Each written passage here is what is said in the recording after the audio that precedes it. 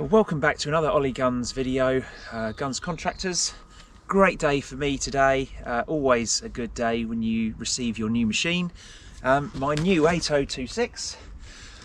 There is a plan behind this. A lot of people would have thought, well, you know, you're not going to keep your old one or whatever, but I'll explain all of this in upcoming videos and my thinking behind it as to why I thought now was a good time to replace my machine, because there is nothing wrong with my old one. But this is going to be the version 2, and there is things that I've learned with my old machine and things that I would like to change, and that's hopefully all that knowledge, you know, the last sort of 8 years, 9 years of owning that machine nearly now, that's all going to be put into this machine, and hopefully this will be a pretty trick bit of kit that'll serve me as well as my old one has, because it's been a great digger, and it's well known that I really like these machines. I think it's one of JCB's standout bits of compact plant at the moment, and I'm well aware that there's likely to be a new generation one coming soon, which, well, we'll see when we see it. But I was keen to replace the machine now. Prices are pretty volatile, but used prices are also very good. Did the maths, and it was a good time for me to swap it out. So here we go. I'll explain the details on the new machine as it stands currently, because it will be getting bits modified shortly.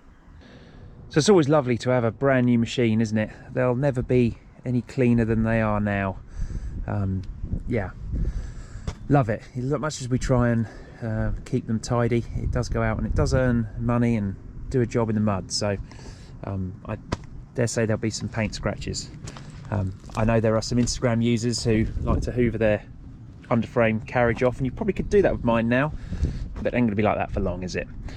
Anyway, the machine I've bought, obviously did the deal back in October of last year, and it's meant to come in January, early January, but it's taken a bit longer than that, and here we are, well, late April. She's finally landed. So we know there's been a few delays and component shortages and struggles, etc., and that's obviously understandable. You think of the amount of products that JCB make, that's quite a lot of supply that you've got to do to make each varying model and all these options of machines. So it wasn't a problem. I had my old one, still got it going, obviously, so not an issue for me. But great to now finally have it. And I've had the tilt rotator. It's going to have an Encon tilt rotator obviously fitted, pretty much the same setup that I've got now. In fact, it's an identical setup, although there'll be some tweaks to how I get it installed and a few things that we want to try and improve on from the last setup, which I'll talk about when that happens. So yeah, we've gone for no buckets. Don't need them. Well, that's all going to come with the Encon, and I've obviously got a lot of standard buckets, or buckets I'm going to continue to use from my old machine, because they've got loads of life left in them. So I only need a single aux. I didn't need the double acting aux or anything like that. You know, we've got standard single aux. You can actually buy a pretty basic machine really when you're going to put all this DC2 stuff on it, because that does the clever bit for you. So when I got single aux, I was kind of hoping it would come with its LED lights, and it hasn't on the cab. I know JCB are fitting LEDs to a lot of the compact stuff now as standard, but this machine hasn't got it. And to be fair, I didn't spec the box, so you know, I can't expect it. I was just sort of hoping. I know a lot of the others, well, not necessarily 826s, but all the little 18Zs and things now come with these little Grote LED lights, which I've got one on the boom, but on the cab. So anyway, that's going to get changed. We'll stick LEDs on there, and you know, my love for working late into the night, I'm going to improve the lighting on this and probably have some on the side and definitely one on the back as well. So I'll get sort of almost 360 light out of it, which would be really nice. Picked it up today. It's actually got the wrong tracks on it. I spec'd 300 tracks. It's come with 250s. Now Green Shields are going to sort that out, but it was a little bit of a disappointment.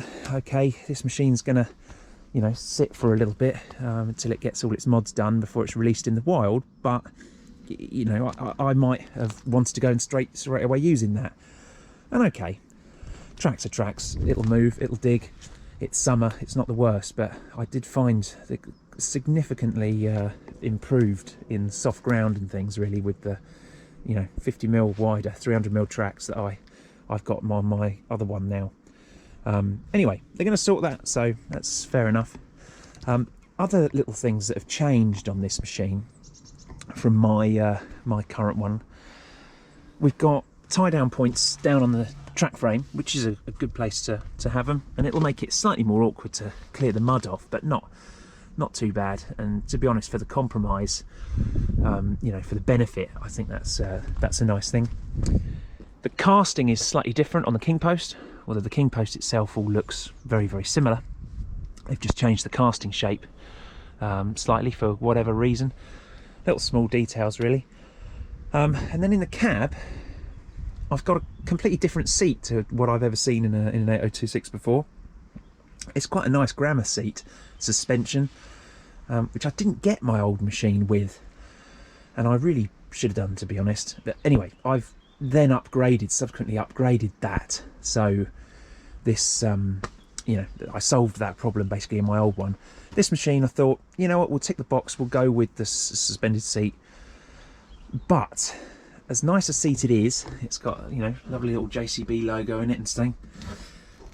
What they've had to do to make it fit is change this base plate, and it's sticking forward quite a lot. So my other one, I'm pretty sure, is either flush or virtually flush, you know, with this element here. This one must be 3 inches forward at least, I'd have thought. And what that does is it kind of reduces your leg room, because you're then all sitting much further forward in the cab, and it feels like you've got less leg room. You've got more undercut, but sort of less area for your feet, you know, and I've got quite big legs, you know, so it's... Anyway, I think that needs a bit of modification, because there's loads of room at the back. You can see there's you know, a couple of inches back here which the seat would ideally want to go back into, but because the moulding on this rubber soundproofing is a little bit too narrow, it fouls the seat here. So I think that could be improved, and we'll have to look into sorting that out. We've got the improved radio, which is really nice to see, because that was something I was going to do anyway. So we've now got the Bluetooth connected radio, which in theory has got a microphone on it, and I could basically have hands-free in here, but I'm not sure you'll be able to hear much, because the microphone's all the way back there. The digger's relatively noisy, but anyway, nice to have, and I'll be able to listen to my banging tunes, man. But like Ali G. Anyway, back out the cab. I didn't actually spec it, but it's come with the green beacon. Now, personally, I hate these things. I'm not going to get started on why site managers are lazy and can't be bothered to do their job properly. They now need a beacon to tell them that we've got our seats plugged in.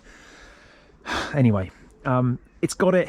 It will be coming off, but I guess a good future-proofing thing to have on that one, really.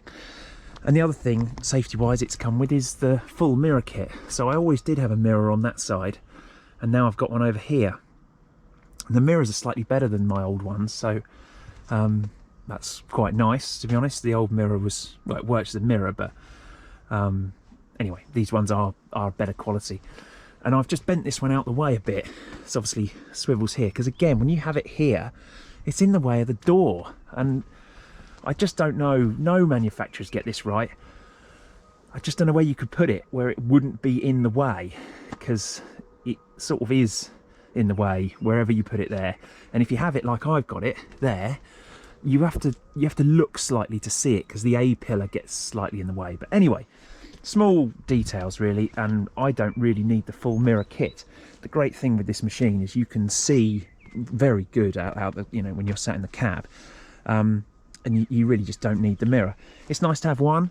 That one there's good, because it's inside the, you know, the side of the machine. It never gets hit or damaged, and it is useful to just see if someone nips behind you or something. You just catch it out the corner of your eye. But that other one on the other side's probably going to come off for weight saving.